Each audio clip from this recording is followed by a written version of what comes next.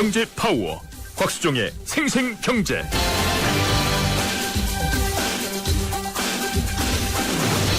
안녕하십니까, 곽수종입니다. 8월 16일 금요일 YTN 생생경제 시작하겠습니다. 날씨가 한풀 좀 더위가 뭐라 그럴까요? 좀 끊긴 것 같죠. 날씨가 애밥 가을 날씨처럼 느껴집니다. 애당초 이 정세가 없는 복지 성립될 수 있는 가능한 공식이었을까요? 이 세법 개정안을 둘러싼 논란, 당연히 빚어줄 수밖에 없었던 그런 논란이었지 않습니까? 더욱이 이번 세법 개정안과 함께 나온 중장기 조세 정책 방향을 한번 살펴보면요, 그 기조는 정세와 거의 다름이 없는 것 같아 보입니다. 소득세, 법인세, 소비세, 재산세 등 이 세목의 4대 주요 항목들이 모두 다 포함이 되어 있습니다만, 결국 나오게 될, 또 나와야지만 될 이 정세 카드는 정부가 전혀 여전히 아직도 감추고 이야기하지 않고 있습니다. 오히려 정세 안 하겠다라는 이야기를 하고 있죠. 차라리 지금부터라도 좀 더 솔직하게 정세는 불가피하다, 그래서 국민 여러분들의 동참, 이해가 필요하다라고 납득하기 쉽게 또 투명하게 쓰여지는 방법과 지출의 효율적인 운용 방안을 이야기하면서 정세를 이야기하면 어떨까요? 이번 한 주 동안 세제 개편안에 대해서 다양한 전문가들의 목소리를 들어봤고 그 쟁점들을 살펴봤는데요.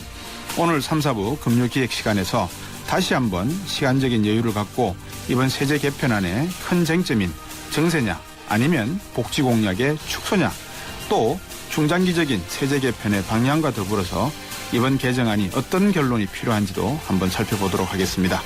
박수종의 YTN 생생경제 1부 시작합니다.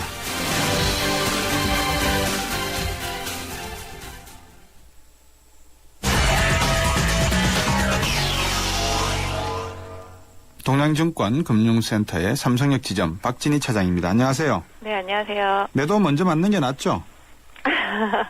왜요? 매도 우리가 안 맞는 게 좋죠. 그래도 한 번 정도는 맞을 필요가 있으면 일찍 맞는 게 나을 것 같아요. 그죠? 벤 버냉키 의장이 양적 완화 축소를 하겠다라고 발표하자마자 시장이 크게 한번 출렁거렸었지 않습니까? 뭐 가능성은 좀 있었었죠. 그 당시에 양적 완화 그죠. 축소 시기에 대한 뭐 언급이 뭐 다 설왕설래하면서 좀 분분했었죠. 그 당시. 요즘 시장 반응은 그 양적 완화 축소 가능성이 좀 더 현실화될 가능성이 높다, 이렇게 보고 있는 거 아닙니까? 뭐 물론 그거는 언젠가는 해야 될 부분이니까. 네. 뭐 안 할 수는 없는 상황이잖아요. 돈을 풀기만 했지 걷어들이지 않으면 네. 그 부분에서 더 큰 문제가 나중에 발생하니까 화폐 가치가 점점 떨어지게 되잖아요. 그런 부분들 생각하면은 언젠간 할 부분인데 지금 기본적으로 9월에 하냐, 12월에 하냐, 뭐 내년에 하냐 이렇게 얘기가 분분한데 오늘 아침 기사로는 보니까 뭐 지금 양적 완화 축소는 뭐 9월 중으로 해서 뭐 첫 번째는 한 100억 달러 정도는 좀 매입하는 규모를 줄이지 않겠냐 이런 얘기들도 사실 나오고 있는 것 같더라고요. 예. 뭐 사실 뭐 지금 하는 거에서 100억 달러 줄어든다고 해서 크게 시장에 큰 파장이 있을 거라고 생각하지 않는데 이제 첫 번째 단추를 이제 꿰었다라는 점에서 이제 시장은 그런 부분을 조금 이제 의미로 두는 흐름이 아닐까 생각이 네. 되고 있습니다. 미국 쪽의 친구들 이야기는 지금 워싱턴 DC는 서머스 하버드대 교수하고 네네. 엘렌 부위원장 간의 염준 위원장 자리를 놓고 선거 캠페인이 아주 치열하게 벌어지고 있다, 이런 이야기가 나오더라고요. 네네. 어떻습니까? 이 두 사람 중에서 엘렌 쪽이 되면은 시장의 충격이 서머스보다는 상대적으로 좀 덜하겠죠, 아무래도. 네, 지금 그렇게 생각이 되고 있습니다. 지금 시장이 특별한 이슈가 없이 고공권에서 좀 등락이 하고 있는 편이잖아요, 미국 시장도. 네. 그리고 시장에 지금 전체적인 모멘텀이 없는 상태라서 제가 제 개인적인 생각으로는 연준 의장이 누가 되느냐에 따라서 시장의 변동성이 상당히 좀 강하게 일어나지 않을까. 뭐 말씀하신 대로 앨런이 된다라면은 일단 오바마의 의지를 계속적으로 좀 이어가는 쪽이잖아요. 네. 그리고 양적 완화에 대해서는 일단은 어느 정도 좀 뒤로 이제 축소 시기를 좀 미룰 수 있는 가능성이 좀 기대감으로 번져서 흐름이 좀 이어질 수 있을 것 같고, 서머스 쪽이라면은 약간 좀 축소 시기라든지 뭐 축소 폭이 어느 정도 좀 강화될 것이라는 우려감, 이런 부분들이 시장에서는 좀 강하게 반영되지 않을까 생각이 되고 있습니다. 네. 사실 오늘 전체적으로 아침 뉴스에는 뭐 조지 소로스가 하방 쪽으로 좀 배팅했다라는 그 뉴스가 상당히 좀 시장에 좀 많이 컸었는데요. 네. 그 부분도 좀 지금 시장이 전체적으로 좀 영향은 받고 있는 흐름도 아닐까. 뭐 소로스는 한 번도 배팅해서 몰빵 투자를 하고 실패한 적이 한 번도 없었다 그러는데 이번에 푸드슨 쪽에다 많이 걸었다는 그런 뉴스가 있었거든요. 네. 사실 이런 부분들을 보면은 반대편에서 뭐 애플을 샀다라는 얘기들은 잊혀지고 약간 좀 풋 쪽으로 좀 배팅을 했다라는 이런 얘기들이 좀 많이 퍼지면서 소로스도 약간 축소 시기에 대한 그런 우려감 등을 좀 반영한 배팅 이런 부분에 대해서 시장들은 좀 많이 얘기를 하고 있는 것 같아요. 근데 개인적으로는 좀 그래요. 조지 소로스가 배팅을 잘 하는 것도 인정하는 부분이 있겠지만 사람들이 또 그걸 보고서 또 추종 매매를 하다 보니까 네. 그 추종하는 부분들로 인해서 탄력이 더 붙는 것 같더라고요. 보면 항상. 큰 손에 어떻게 보면 영향력이죠, 뭐. 그죠? 맞습니다. 돈 앞에 장사가 없잖아요. 예. 사실은. 조지 소로스 같은 사람이 조금 전에 이제 풋을 했다 이런 말씀을 하셨는데 청취자분들 이해를 좀 돕기 위해서 그러실 풋 수 이야기 좀 있겠네요. 해주시겠어요? 어떤 이야기인지? 네. 보통 저희 이제 파생 쪽에서는 이제 풋과 이제 콜이라는 부분이 있습니다. 콜은 시장의 상승 쪽에다가 배팅을 하는 부분이 되겠고요. 네. 풋은 하락 쪽에 배팅을 하는 부분이 되겠습니다. 그래서 보통 이제 선물과 옵션을 하는 분들 보신다라면 이제 선물 쪽은 이제 보통 매수, 매도 이런 쪽 두 개로 갈리지만 콜과 풋이라는 옵션 쪽에서는 상당히 좀 방향성과 뭐 수치에 대한 여러 부분들이 좀 있겠습니다만 간단하게 콜은 상승, 풋은 하락 쪽 이렇게 보시면 될 것 같아요. 오늘 사실 장중에 시장 변동성 상당히 컸었는데요. 네. 이 부분도 중국 쪽에서 그런 비슷한 부분이 있었습니다. 중국의 이제 에브라이트 증권사에서 선물 주문 실수를 함으로 있어서 장중에 중국이 5% 이상 급등하는 그런 현상들이 있었거든요. 실수로 나타났습니까, 확실히? 네, 장중에 5% 이상 급등을 했다가 지금은 다시 보합까지 떨어진 상태입니다. 그래서 상당히 변동성이 컸었거든요. 한 1조 2천억 정도 에러가 발생하면서 변동성이 상당히 컸었다라고. 주문 잘못 낸 쪽에서는 손실이 크겠는데요. 제초 잘못했으면. 그랬겠죠. 제자리로 지금 다시 다 내려왔으니까요. 예. 지난번에 우리 시장에서도 한번 그런 일이 있었잖아요. 독일 쪽에서요. 독일은행이 했었나요? 아마 했었죠. 그러니까 그때는 그냥 매도였었고 예. 지난번에 국내 이제 증권사 쪽에서도 한번 주문 실수를 잘못해서 선물이 갑자기 순식간에 급등한 적이 있었거든요. 그렇군요. 주문이 그때 한 몇백억 정도 잘못 들어와가지고 예. 그런데 결국은 나중에 다시 되돌아왔는데 어떤 면에서 보면 그냥 들고 있었으면 수익 되게 많이 났었을 것 같은데 사실 예. 그렇게 포지션이 잘못되면 계속 들고 갈 수 없는 부분들이 있어서 네. 네, 그 부분을 좀 정리하고 난 다음에 시장이 다시 좀 급등을 했었는데요. 지금 일단 그런 주문 실수도 좀 많이 있었는데 일단 그런 부분들로 인해서 오늘 장중에 변동성은 상당히 컸습니다. 그래서 아까 장중에 플러스권까지 갔었고요. 장 초반에서는 급락해서 21선 부분에서 지수 한 1903포인트대 그 부분에서 좀 반등하면서 상승을 했는데 일단 상대적으로 외국인들이 국내 시장 상당히 좀 강하게 들어오고 있습니다. 네. 오늘도 코스피 시장 2천억 넘게 매수를 해주었거든요. 네. 그런 면에서 지수의 견인력은 확실히 있지만 지수는 견인되고 있지만 또 종목들은 더 서로 다른 길로 가고 있기 때문에 네. 투자자분들이 상당히 좀 어려운 시장이거든요. 지금 네. 보신다라면은 네. 들고 있는 분들은 시장에 끌려가면서 그냥 들고 가면 되겠지만 네. 신규 매수를 하시고자 할 때 포인트가 상당히 좀 어렵습니다. 네. 어느 타이밍에 매수를 해야 될지 모를 정도로 어렵기 네. 때문에 오히려 좀 투자의 팁을 드린다면 지금은 그냥 현금이 있으신 분들은 좀 관망하시면서 확실히 좀 방향성이 잡힐 때까지 좀 기다려보시는 것도 답이 되지 않을까. 왜냐하면 지금 말씀드렸던 대로 뭐 낙폭과대 상태에서 바닥에서 올라온 종목들이 워낙 세고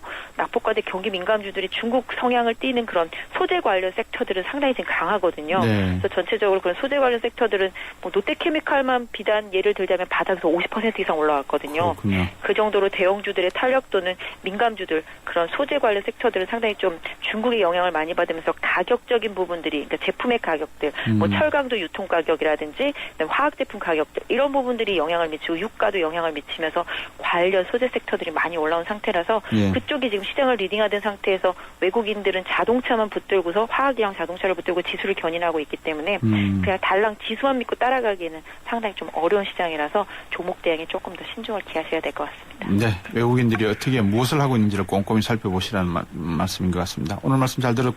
주말 잘 보내십시오. 네, 감사합니다. 고맙습니다. 동양증권금융센터의 삼성역 지점 박진희 차장이었습니다.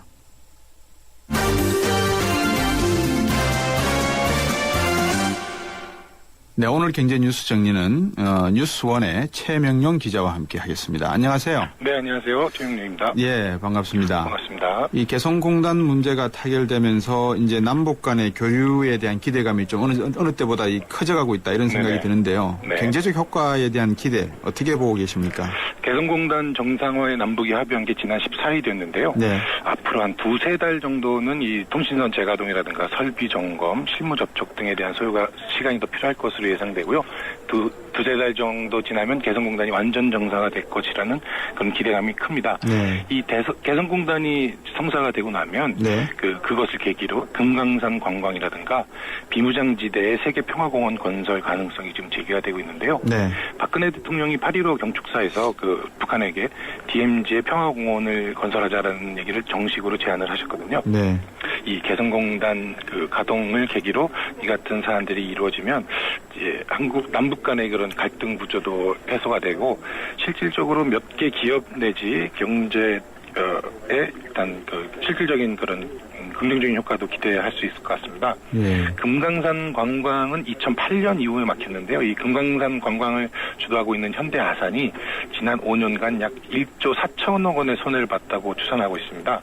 이 금강산 관광이 재개가 되면 연간 한 2,500억 원 가량의 수익이 예상되고요. 네.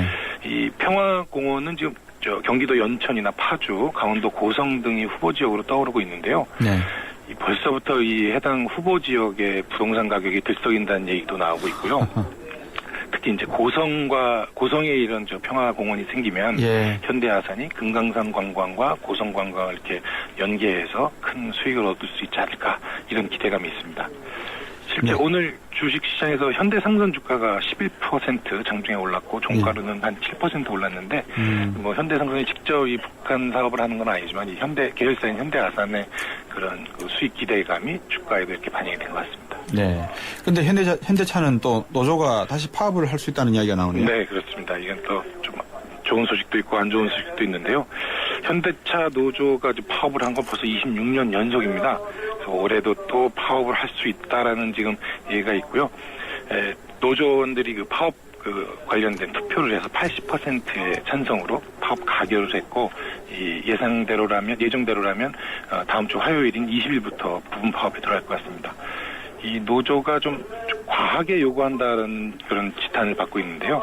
그렇지 않아도 좀 연봉도 세고 복지도 좋다고 해서 귀족 노조라고 불리고 있는데 올해 기본급 13만 원 인상, 상여금 800%, 성과급을 순이익의 30%를 지급해달라는 등의 요구를 하고 있고요. 대학 비진학 자녀의 취업 지원을 위한 기술 취득 지원금 1,000만 원을 요구한다는 얘기가 있어서 좀 지탄을 받고 있는데요. 이게 말이 이제 기술 취득 지원금이지 사실상 재수생에게 학자금을 달라 이런 주장이거든요. 다른 회사 직원들이 보면 상당히 좀 꿈 같은 얘기일 텐데 이런 좀 과한 요구를 하고 있어서 사회적으로도 비난을 많이 받고 있고 사측도 상당히 완강한 모습을 보이고 있습니다. 예전엔 노조가 파업을 하면 생산 차질이 생기기 때문에 어쩔 수 없이 노조의 그 주장을 받아들이는 그런 모습을 많이 보였는데 최근 현대차의 그 해외 생산 비중이 60%를 넘어설 정도로 많이 늘었거든요. 노조가 이렇게 파업을 하면 그 부족한 생산분을 해외 공장으로 돌려서 이렇게 충당하겠다 이런 입장을 좀 보이고 있으면서 좀 강하게 이렇게 나서고 있습니다. 그렇군요. 네. 정유사들 담합행위. 네네. 미국도 한번 이게 지금 계속 이슈가 되고 있는데 네. 판결이 있었습니까? 오늘 서울중앙지법 형사 23부에서 판결이 있었는데요. 이 사건이 있었던 건 2004년 얘기인데 그 이후로 이제 공정위의 조사도 있었고 또 이 담합으로 피해를 봤다는 트럭 운전사들의 그런 민사소송도 있고 그랬는데 이번엔 형사소송으로 벌금을 내리게 됐습니다. SK와 GS 칼텍스가 각각 1억 5천만 원, 1억 원, 현대 오일뱅크는 7천만 원의 벌금형을 받았는데요. 네. 이건 다 시장 점유율에 따라서 이렇게 벌금을 매겨진 거고요. 이 사건은 2004년 4월로 거슬러 올라가는데요. 당시에 그 정유사들이 휘발유, 등유, 경유 등에 대해서 담합을 했다라는 얘기를 공정에서 적발을 해서 네. 과징금으로 526억 원을 부과를 했습니다. 이후 검찰이 이 사건을 송치받아서 이제 이번에 기소를 했는데 좀 약식 기소라고 그래서 벌금만 매겼습니다. 약식 기소란 범죄 사실이 중하지 않을 때 소를 제기하면서 그냥 벌금형만 매겨달라 이렇게 얘기를 기소를 하는 것을 말하는데 조금 미국이나 이런 선진국에 비해서는 담합에 대한 처벌이 좀 낮은 거 아니냐, 약한 것 아니냐 이런 얘기를 하고 있습니다. 정세나 아니면은 네. 복지 정책을 위한 재원 마련의 지하 경제 이런 말씀들 많이 하시는데 이런 네네. 것부터 좀 제대로 하시고 국민들에게 설득을 하셔야지 이런 담합행위에 솜방망이 처벌하시면서 이 예산이나 복지 정책에 필요한 이 세금을 늘리겠다. 이건 좀 어폐가 있을 것 같은데. 저도 100% 동의를 하고요. 예. 미국에서 또 비슷한 있죠. 네, 사건이 있었는데 참 예. 크게 비교가 됩니다. 그렇습니까? 미국에서 있었던 사건은 그것도 한국 기업이 관련이 됐었는데 대한항공이 지난달에 담합에 따른 페널티로 6,500만 달러, 약 한 740억 원 정도 되는 비용인데요. 이거를 좀 소비자들에게 지급하라 이런 판결을 받았고요. 이 사건은 지난 2000년부터 2007년까지 미국에서 한국으로 오는 항공권을 대한항공하고 아시아나항공이 담합했다 이런 혐의로 미국 법무부가 이제 적발을 한 사안인데요. 법무부에서 내린 과징금은 3억 달러였습니다. 우리 돈으로 하면 3,600억 원 정도 되는 비용인데요. 그 3억 달러의 과징금은 과징금대로 매기고 이번엔 다시 소비자 소송에서 다시 740억 원을 더 내라 이런 페널티를 매겼습니다. 요 기간 동안에 이용한 승객분들은 연락을 받겠군요. 조만간에. 네네. 이용한 고객만 되는 이용한 고객이 다 되는 건 아니고요. 집단 소송에 참여하고 증빙 기록이 있는 그런 고객들은 되는 건이죠. 네. 자, 이렇게 해도 지금 시장에서 이 대기업들의 담합 행위는 끊어지지가 않고 있는데 우유값 문제 한번 넘어가 볼까요? 지금 우유 업체들에 대한 소비자 단체들 상당히 좀 마찰이 갈등이 있죠. 상당히 강하게 지금 갈등을 하고 있는데요. 해결되는 것은 해결될 방법은 찾기가 참 어려운 것 같습니다. 그렇습니까? 오늘 소비자 단체와 우유 업체들이 이제 간담회를 갖고 의견 교환을 하려고 했는데 결국 그 간담회는 무산이 됐고요. 표면적으로는 일정 조율이 안 됐다고 하는데 서로 설득할 근거가 없어서 이렇게 만나지 않은 게 아닐까 이렇게 추측을 해봅니다. 이 우유 값이 이제 원유 업체라고 그러죠. 이게 낙농가에서 우유를 생산하는 낙농 업체에서 우유 업체로 주고 우유 업체는 다시 대형 할인마트를 통해서 팔게 되는데요. 이 낙농 업체들이 원유 가격 연동제라는 것을 통해서 이제 올해부터 매년 8월마다 우유 값을 조정하기로 했습니다. 그래서 올해 리터당 106원을 올렸는데 우유 업체들은 250원을 올리겠다고 지금 나서고 있습니다. 인건비, 운송비 이런 게 올랐다는 이유인데 100원 올랐는데 왜 250원 올리냐 이게 소비자단체의 입장이고요.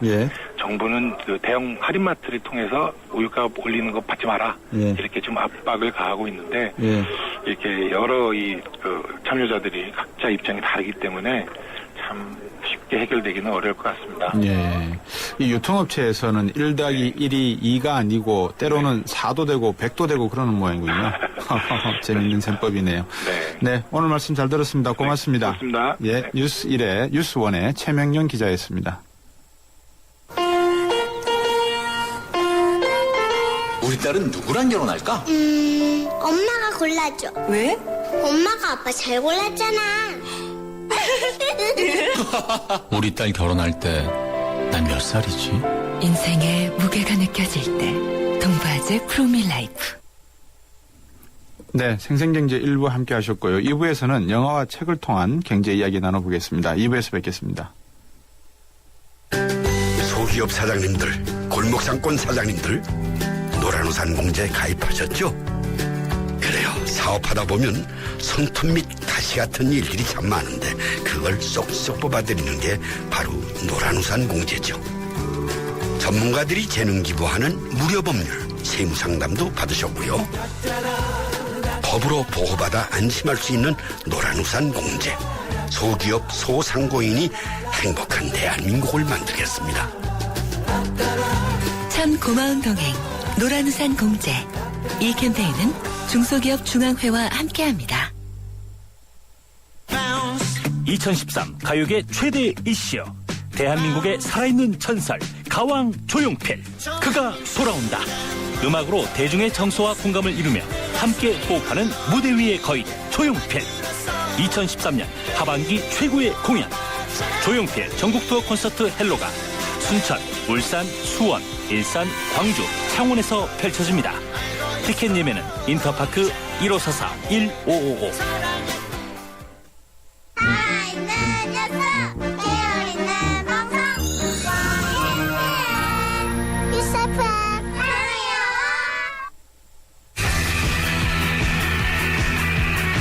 경제프리인 곽수종의 생생경제. 세상의 베이스가 되다 포스코 협찬으로 곽수종의 YTN 생생경제 2부 시작하겠습니다.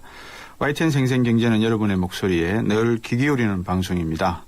의견 있으시면 문자로 보내주시고요. 방송을 통해서 또 웹사이트를 통해서 여러분들과 함께 많은 의견 나누면서 여러 가지 이슈에 대해서, 경제 이슈에 대해서 우리들의 생각을 토론하고 서로가 소통했으면 좋겠습니다. 단문 50원, 장문 100원이 부과되고 휴대전화 우물정 0945번, 트위터는 골뱅이 YTN 밑줄 이코노미입니다. 그리고 웹사이트도 있다고 말씀을 드렸죠. 곽수종의 YTN 생생경제 들어오셔서 여러분들께서 많은 의견과 참여를 해주시면 고맙겠습니다. 김남주는 어떤 정수기 쓰냐고요? 쭉 청호꽃만 쓰다가 다시 청호신상 티니 29cm니까 어디든 쏙. 전기세, 렌탈료는 알뜰. 자외선 살균까지 알아서 척척. 저 김남주가 자신있게 추천합니다. 다 되는 정수기 이것은 얼음 정수기 티니 1588-2290 청호나이스. SK이노베이션의 전공은 묻는 겁니다.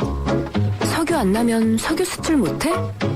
자원 없으면 자원 강국 안 돼? 이 질문에서 53조 수출과 16개국 자원 개발이 시작됐죠. 물음이 있는 곳에 이노베이션이 있다. SK이노베이션. LTE의 세상 충분히 빠르다고 합니다. 충분하다는 것은 그 이상을 만나지 못했기 때문. 그래서 시작합니다. 2배 더 빠르고 2배 더 즐거운 새로운 세상. SK텔레콤은 이것을 LTE라 부릅니다.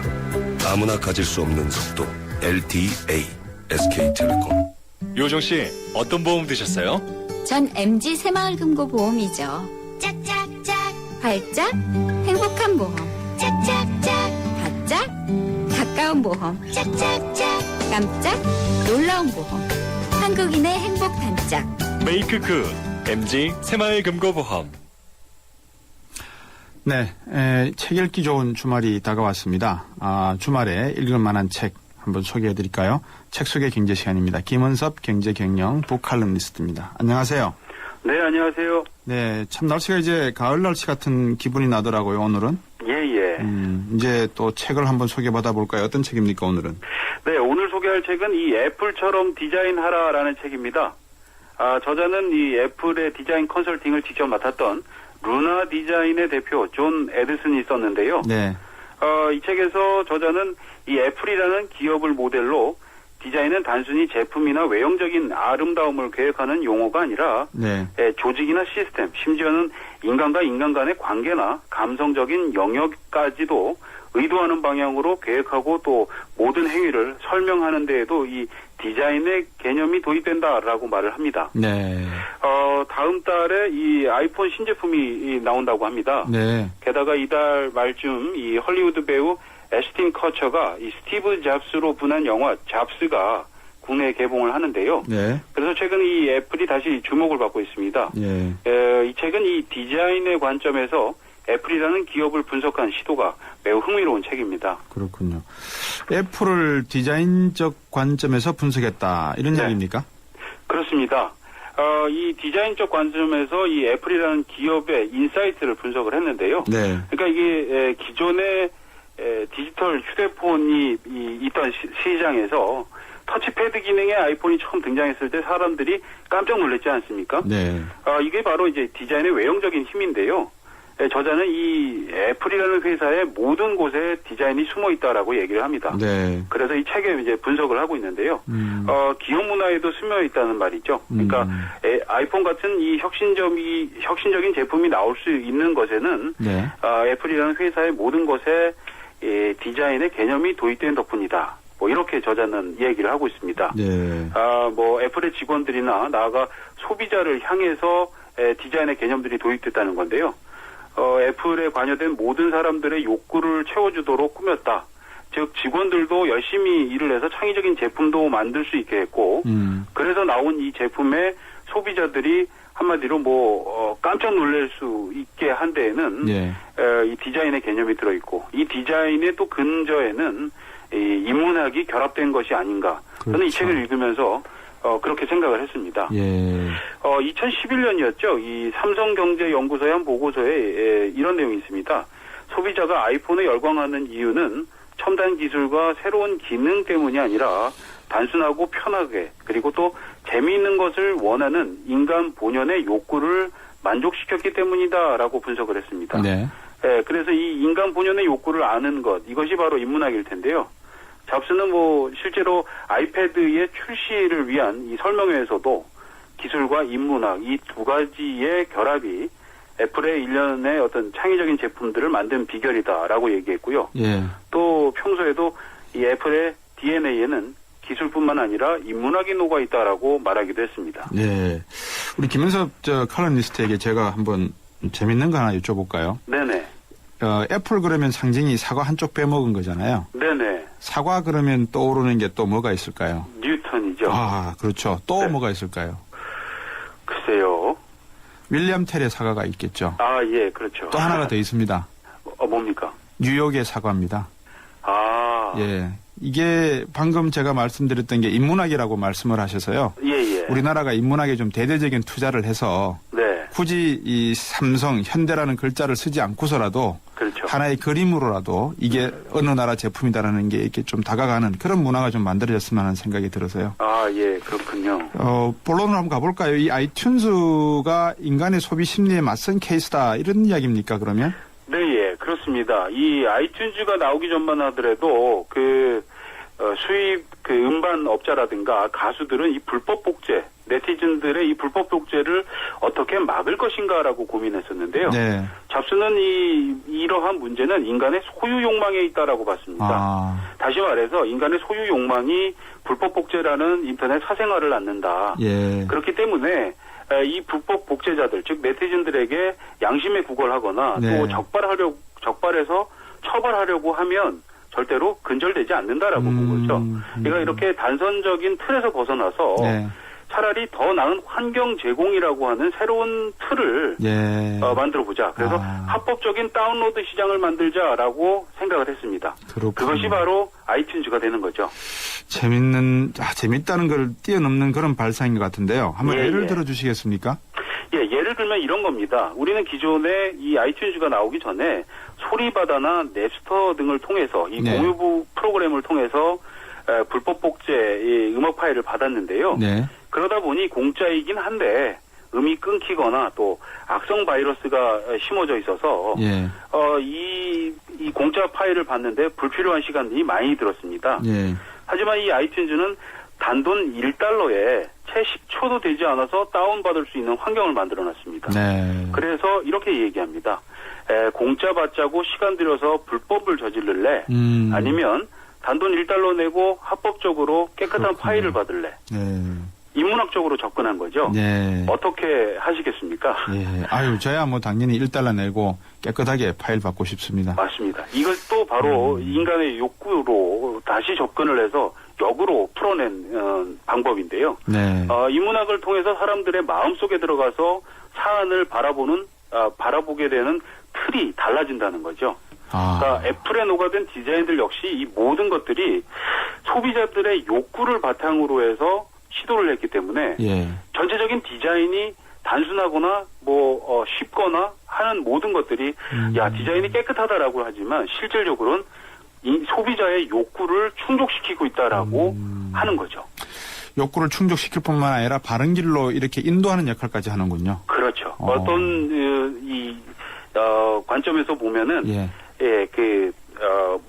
옆으로 쿡 찔러서 해결해내는 네. 그런 방식이라고 볼 수 있습니다. 기분 나쁘지 않게 위트 있게 애플 허리를 툭 건드려 가지고 그죠? 눈치껏 해라 이군요. 자, 이 디자인에 대해서 저자가 어떻게 이야기를 하고 있습니까? 네, 이 디자인에 대해서 아무리 유능한 경영자라고 하더라도 디자인이 무엇인가에 대해서는 이 막연한 개념만 가지고 있을 때가 많은데 네. 이는 대부분 이 애플의 디자인 문화에 관한 신화적인 이야기에서 비롯한 생각이다라고 얘기합니다. 예. 그래서 디자인 좀 더 넓은 의미에서 창의적인 문제의 해결 방식은 단순히 소비자가 열광하는 멋진 제품을 만드는 것에 그치지 않고 이걸 한번 들어볼까요? 방금 말씀해 주신 그렇게 거를. 해보시죠. 예.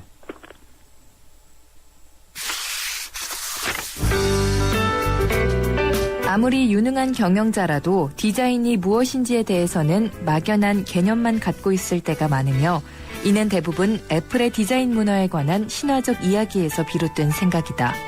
디자인, 그리고 좀 더 넓은 의미의 창의적 문제 해결 방식은 단순히 소비자가 열광하는 멋진 제품을 만드는 것에 그치지 않는다. 애플에게 디자인이란 키보드 터치감부터 아이폰이나 아이패드를 사서 포장을 뜯는 순간까지 아주 작은 디테일에도 일관된 관점을 제시하는 아름다운 경험을 만드는 도구다. 애플에게 디자인은 디자인 부서에서 끝나는 것이 아니라 회사 전반에 걸친 지속적 혁신 과정의 일부이기 때문에 애플은 제품 포장에도 심혈을 기울인다. 디자인이 회사에서 이루어지는 모든 활동의 토대이자 기본으로 자리 잡으면 포장도 다른 모든 업무와 마찬가지로 중요해진다. 네, 그렇군요. 우리나라도 옛날에 한국 디자인 포장센터라고 하는 게 있었는데, 그죠? 네네. 이게 디자인이라고 하는 게 포장과 함께 어우러지면서 그 안에 인문학적인 내용도 담겨 있다. 아주 심오한 거네요. 그렇죠. 그러니까 이 포장마저도 소비자의 욕구를 충족시키고자 한 거고, 네. 또 그렇기 때문에 그냥 외형적인 디자인뿐만이 아니라 그 디자인 속에 숨어 있는 인문학적 요소 때문에 네. 소비자들이 감탄을 하고, 예. 또 그것들이 결합이 되니까 애플을 창의적인 기업이다라고 이야기한다라는 거죠. 예. 그렇군요. 참 재밌는 이야기였습니다. 이번 주에 또 함께 읽으면 좋은 책 소개해 주실 게 있습니까? 네, 인문학, 디자인 말씀드린 그 한 분야 중에 하나인데요. 네. 바로 그 애플 스토어를 경험하나라는 책입니다. 예. 그러니까 이 애플의 제품을 판매하는 오프라인 매장이죠. 이 애플 스토어를 분석한 책인데요. 이 책은 이 저널리스트이자 스티브 잡스 전문가라고 불러지는 카민 갤로라고 하는 사람이 썼습니다. 이 애플 스토어를 또 철저하게 분석한 책인데요. 네. 매장 외관이라든가 매장 내부 인테리어, 또 테이블이나 의자, 얼룩 하나 없는 유리벽, 그리고 제품의 아이디어에서부터 제작, 판매 과정까지 완벽해서 이 소비자들이 애플 스토어에서 최고의 고객 경험을 하게 되는데요. 그래서 결국 또 고객 충성도도 높아집니다. 네. 이렇게 하는 그 가운데에는 애플 직원들이 이 평범한 거래를 짜릿한 감탄의 순간으로 바꿔놓을 줄 아는 이 전문가들인데요. 요 애플 스토어의 모든 내용들이 이 책에 담겨 있습니다. 네. 아쉽게도 한국에는 이 진짜 애플 스토어가 없다고 합니다. 애플 마크를 빌린 그 리셀러 숍만 있을 뿐인데요. 네. 그래서 이 책 애플 스토어에 대해서 간접 경험할 수 있는 기회를 제공해 줄 겁니다. 이 책은 진짜 애플 스토어의 서비스를 경험해보진 못한 이 독자들이 왜 이 애플 스토어가 어떤 곳인지, 그리고 또 애플 서비스가 어떤 식으로 이루어지는지 이 책을 통해서 만나보실 수 있을 것 같습니다. 네. 그 독자들이 이제 다양한 매장들이 또 있을 거 아닙니까? 그렇죠. 자신의 직장에서. 예, 이 책을 통해서 독자 여러분들의 그 매장에 적용할 수 있는 관점도 한번 찾아볼 수 있을 것 같다라는 생각이 듭니다. 네. 많은 장애인분들이 또 장애우들이 애플의 어떤 그 기기들에 대해서 끝없는 칭찬을 하는 이유가 방금 말씀해 주셨던 인문학적인 내용을 기술적으로 표현하고자 노력한 그런 창업자의 정신, 또 종업원들의 그런 노력, 이런 것들이 다 버무려져 있기 때문에 느껴서 나오는 이야기가 아닌가 싶어지네요. 네. 오늘 말씀 잘 들었습니다. 고맙습니다. 예, 감사합니다. 김은섭 경제경영 북칼럼니스트였습니다. 시사 경제 프로 곽수종의 생생경제를 다양하게 만나는 방법. 인터넷에서 YTN 라디오를 검색하면 지금 방송되고 있는 생생경제와 지난 방송을 다시 들을 수 있고 YTN 애플리케이션과 팟캐스트를 통해서도 들을 수 있습니다. 언제 어디든 손쉽게 만날 수 있는 곽수정의 생생경제. 참 좋다.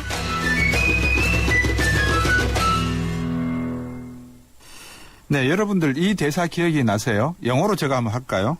You belong to tail, I belong to front.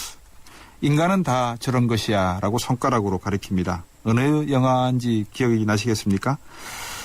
경제라는 것 어렵게 보면 상당히 어렵지만 또 가깝게 쉽게 쉬운 곳에서 찾아보면 쉽게 이해할 수도 있는 것입니다. 방금 제가 읽어드린 대사가 영화에 나오는 대사의 한 장면이었습니다. 오늘 경향신문의 박병률 기자와 함께 나눌 영화의 주제인 것 같습니다.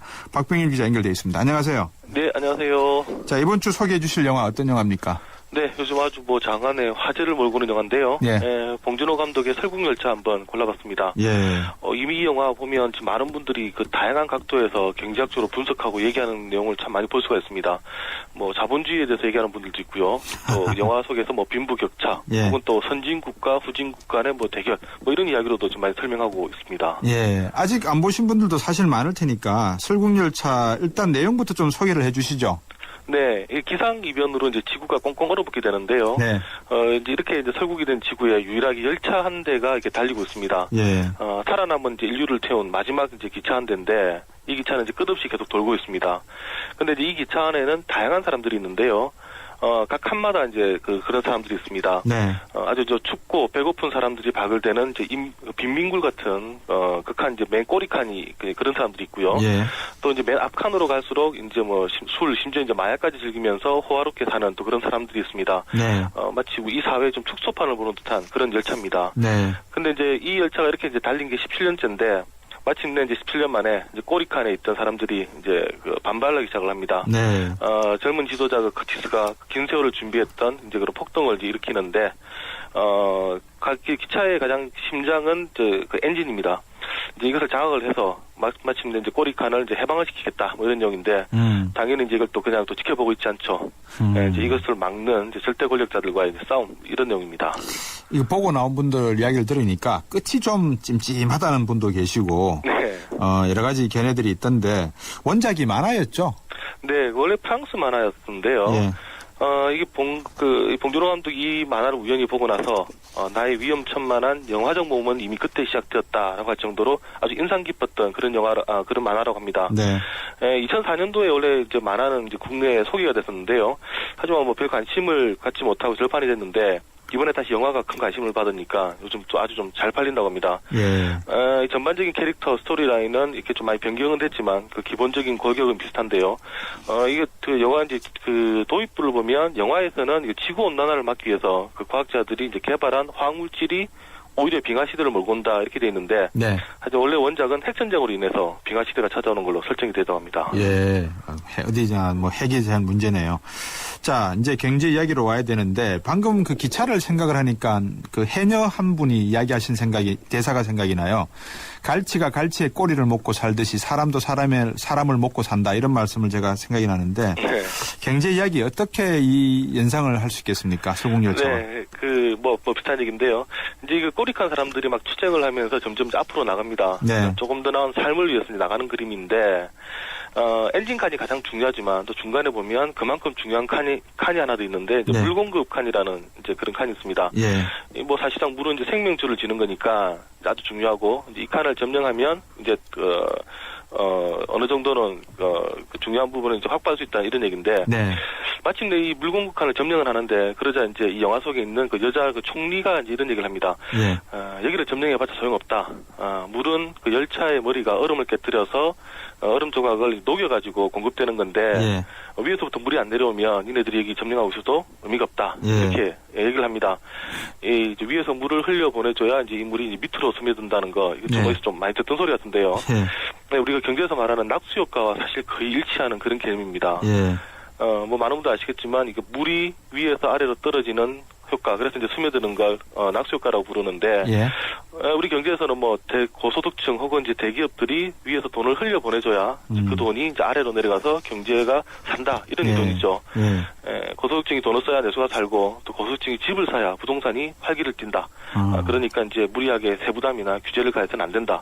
이제 이런 논리로도 이어집니다. 그러니까 이번에 세제 개혁할 때 이 대기업들이 하는 이야기, 부자 감세나 대기업의 법인세율을 올리거나 하게 되면 투자가 약해진다. 그러니까 인하해달라, 이런 논리군요. 그렇죠. 예. 그 대기업들이 투자를 하고 고용을 늘리려고 하려면 돈이 있어야 되는데, 네. 그러려면 좀 세금으로 너무 많이 걷어가지 마라. 예. 좀 감세를 해달라 이런 얘기고요. 또 아무래도 세금을 깎아주면 일할 의욕도 더 높아져서 더 열심히 일을 한다. 뭐 이런 얘기입니다. 네. 그래서 이명박 정부 당시에 사실 이제 기업 브랜드를 내세웠던 것도 이 때문인데 사실 좀 대기업 브랜드에 좀 가까웠죠. 네. 그래서 뭐 금산분리 철폐라든가 출자 총액 제한제도 폐지 추진했고 또 상당 부분 성사가 됐습니다. 네. 이 전체 파이를 좀 더 키워야 나눠 먹을 게 있다 이렇게 주장을 한다면 이게 네. 낙수 효과를 기대하고 하는 발언이다. 이래 보셔도 될 것 같습니다. 이 자본주의 세상이 가장 큰 단점이 돈이면 뭐든지 해결할 수 있다 이런 생각을 하는 것인데 이 낙수 효과, 트리클다운 이펙트에 대해서도 부정적인 평가도 있죠. 네, 이게 뭐 경제학적으로 아직 검증이 안 됐다 이런 주장이 참 많습니다. 예. 대기업들에게 돈을 써라고 그 세금을 깎아줬는데 네. 알고 봤더니 투자는 하지 않고 유보율만 잔뜩 늘리는 사례가 사실 우리나라에서 이거 많았었습니다. 지금 우리나라 대기업이 가지고 있는 현금 유보 자산 규모가 500조 원 정도 된다고 합니다. 네, 원래 투자를 해야 되는데 안 예. 쓰고 예. 네, 지금 가지고 있는 돈인데 이 사실 이제 부자 감세는 과거 이제 미국의 레이그로믹스의 핵심이었는데요. 예. 그 한지 굽혀서 한 30-40년이 지나갑니다만 이 부자 감세 결과 미국 경제가 회복됐는지 여부에 대해서는 미국 내에서도 경제학者사이에서 지금 갑론을박이 좀 많습니다. 오히려 이제 이런 낙수 효과를 기대해가지고 이제 했는데 네. 하지만 물이 이렇게 안 떨어지면서 오히려 이게 그 경제의 빈부격차만 키웠다. 이런 지금 반박도 많습니다. 네. 2000년 이후에 이제 전 세계적으로 보면 이런 감세 정책을 폈는데 결국 그 결과로 빈부격차는 더 늘어나지 않았느냐 뭐 이런 얘기도 있고요. 네. 이제 이런 반발로 최근에 이제 국내에서 강하게 제기되고 있는 게 바로 경제민주화입니다. 예. 이제 파이는 충분히 컸으니까 예. 이제는 좀 사회 골고루 분배해서 같이 성장하자. 이게 바로 경제민주화입니다. 그 낙수 효과가 있으면 또 물이 밑에서 올라가는 분수 효과도 있겠네요. 네, 그 낙수 효과에 대비된 개념으로 최근에 이제 분수 효과 이런 예. 얘기 나오는데 예. 말씀하신 것처럼 이제 밑에서 물이 올라가지고 예. 이를 이제 적시는 예. 그런 효과인데 저소득층에 대한 지원을 늘리면 이제 이분들이 오히려 소비를 해서 결과적으로 전체 경기가 살아난다 이런 뜻입니다. 그렇기 때문에 대기업과 부유층에 대해서 오히려 세금 부담을 많이 늘리고 네. 이제 이 돈으로 저소득층에 대한 복지 혜택을 늘려야 한다 이렇게 주장을 하는 건데요. 예. 이 분수 효과는 저기 오바마 대통령의 그 미국 민주당이 많이 이제 주장을 합니다. 예. 낙수 효과는 그 부시 전 대통령이 이제 공화당의 주장이고요. 예. 특히 이제 이런 분수 효과는 그 서유럽 그 복지 국가들의 이론이기도 합니다. 예. 고소득층에게 감세해 주는 것보다 저소득층에게 감세를 해주는 게 효과가 더 크다 이런 주장인데 네. 왜냐하면 이제 저소득층은 이제 돈이 없으니까 그 깎아준 세금만큼 오히려 그 돈을 저축을 안 하고 다 쓴다는 얘기입니다. 예. 그래서 이제 경기 진작 효과가 더 있다 뭐 이런 주장인데 예. 이렇게 이제 정부에서 지원한 돈이 빠른 시일 내에 이제 경제로 스며드니까 오히려 이제 내수가 더 빨리 산다 이런 주장을 펴는 겁니다. 예. 그 지난번 우리가 금융위기 때 보면 우리 정부가 유류보조금이라는 것을 지급을 했었습니다. 했었죠.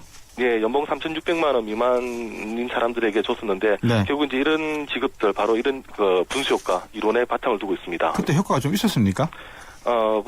글쎄요. 그래가지고 돈은 많이 썼는데 네. 실제 효과는 얼마나 썼는지는 또 그것도 역시 그 갑론을박이 많았었죠. 낙수도 있고 분수도 있으면 이제 샤워만 하면 되는데 그죠? 예, 그렇습니다. 샤워 효과가 나올 수 있을 때까지 우리 경제가 잘 되려 그러면 서로가 이제 결국은 상대방 입장을 잘 이해를 해야 될 것 같은데 네. 설국열차에서 던지는 메시지 저 아직도 기억에 생생한 게요. 저게 인간이다라고 하는 그 대사가 있었거든요. 네, 예. 그 말이 참 가슴 아프게 와닿았습니다. 맞습니다. 예, 사람이라는 게 자기의 이익만을 추구하는 건 그건 본능인데 어떻게 하면 공동체 또 사회가 살아갈 수 있는 방법은 무엇일까를 고민해야 되는 그런 시점에서 설국열차 오늘 잘 들었습니다. 고맙습니다. 네, 감사합니다. 네, 경향신문의 박병률 기자였습니다.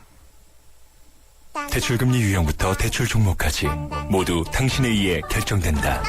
이것이 현대 에이블론.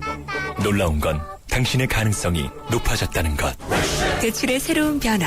현대증권에서 시작합니다. 에이버 현대증권. 담보유지 비율 미달 시 이미 처분될 수 있으며 주가 하락 시 투자 손실이 확대될 수 있습니다. 지금 PYA를 리스 렌트하시면 1년 뒤 새로운 모델로 바꿔드립니다. 아이서티는 벨로스터로, 벨로스터는 아이서티로, 아이포티는 아이포티 스타일은 그랜저 산타페로. 이게 가능해? 그럼 PYL이니까 갖는 법조차 유니크한 PYL. 최소 3년 이상 계약. 차종 변경 시 88만 원 부담. 자세한 사항은 홈페이지 참조. 8월 뜨거운 여름 쉐보레 쿨한 혜택. 쉐보레 차량 구매 시 쿨하게 최대 150만 원 할인 혜택. 올란도 캡티바 트랙스 구매 시 쿨한 캠핑용 차량 그늘막 지원. 스파크 구매 시 최대 36개월 무이자 할부. 쉐보레 썸머 페스티벌. 전시장 및 홈페이지 참조. 8월 31일까지 스파크 S 제외. 평생 친구해. 평생 든든. 평생 챙겨줘. 평생 든든. 가족처럼 챙겨주는 참 고마운 사람. 교보생명 FP가 찾아갑니다. 교보생명 평생 든든 서비스. 네, 3, 4부 금요기획 시간에서는 세법 개정 논란에 대해서 강남대 세무학과의 안창남 교수 그리고 내가 만드는 복지국가의 오건호 공동운영위원장과 함께 말씀 나눠보도록 하겠습니다. 아마 이번 주는 내내 세제 개편 이야기를 했으니까 우리 청취자 여러분들도 이번 바뀌어야 될 또 바뀌는 수정안에 대해서도 이해가 많이 도움이 되실 걸로 믿습니다. 3부에서 뵙겠습니다.